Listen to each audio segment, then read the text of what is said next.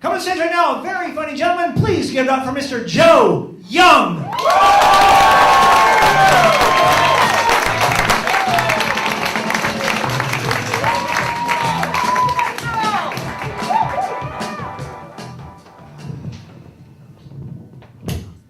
Hello, everybody. Since everybody else, the last 3 people or so were telling their life stories, I figured I might as well tell you mine. I'm one of the few people left who are not only remembers that they made a Mummy 3, but I can tell you the plot beat for beat.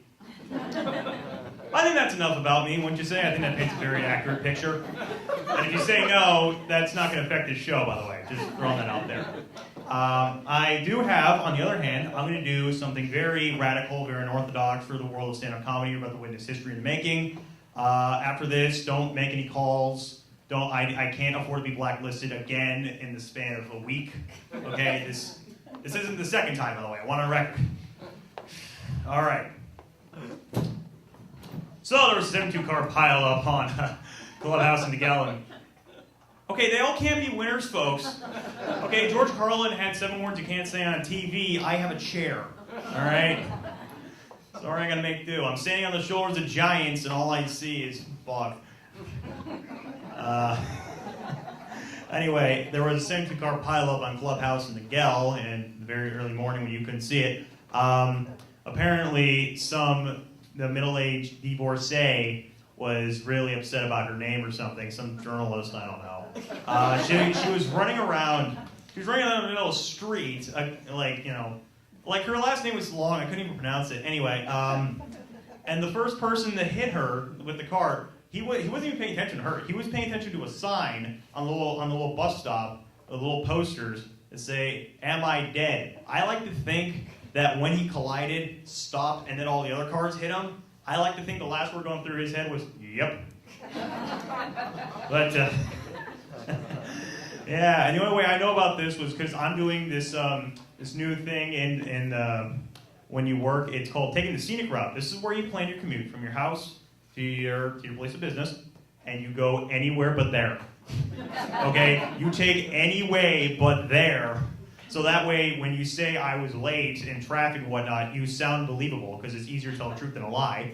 My boss hates it for some reason. I don't know why. I'm like, hey, people are dead in traffic, all right? And more importantly, I work for a living, okay? You know, sorry, your woes are more important than everybody else's. That's the sound phones make when I hang them up in my mind. You want to hear the noise they make when I pick them up?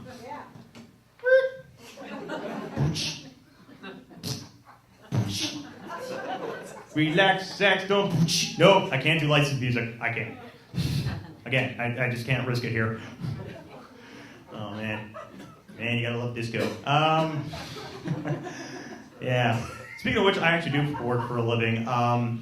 I actually work in a little bit in the kitchen.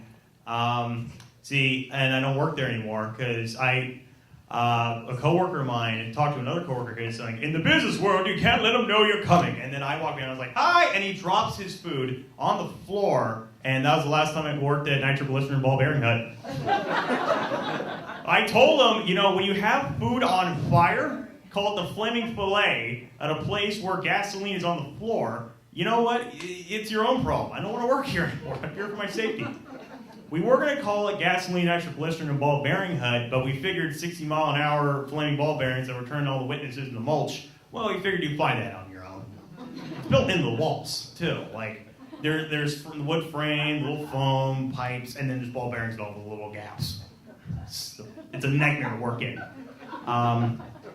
The good news is that when I had this, jobless vacuum, that's the PC term for unemployed now, that I can spend all my time playing Grand Theft Auto, and I love it.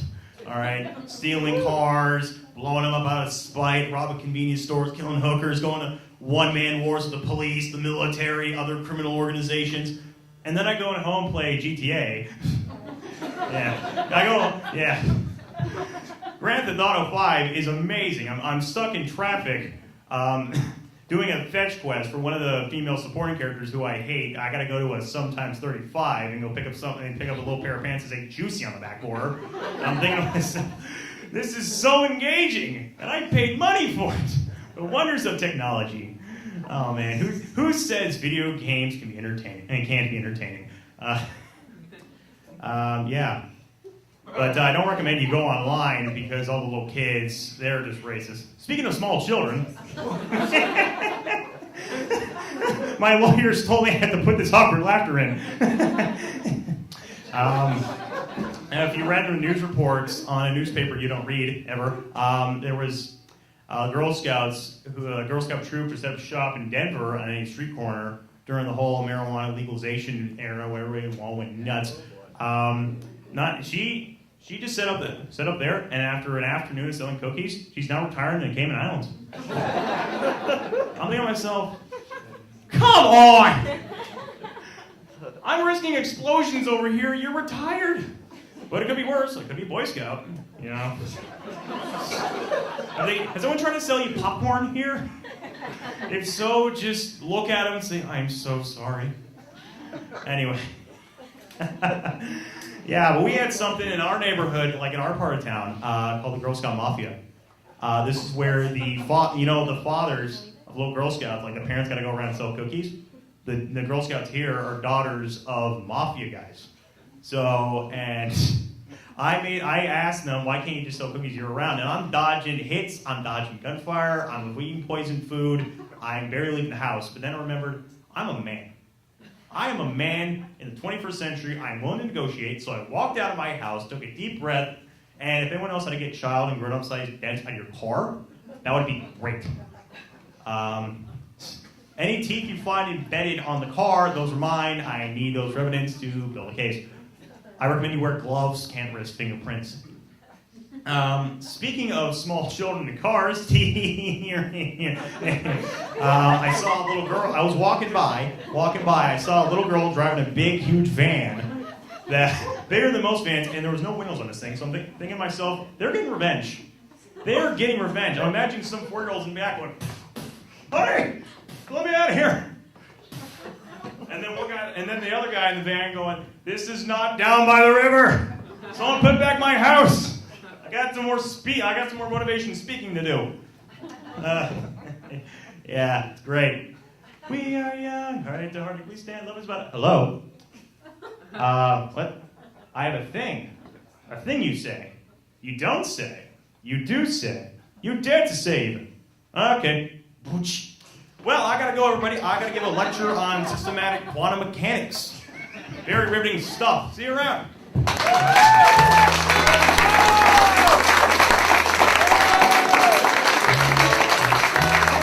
Joe Young.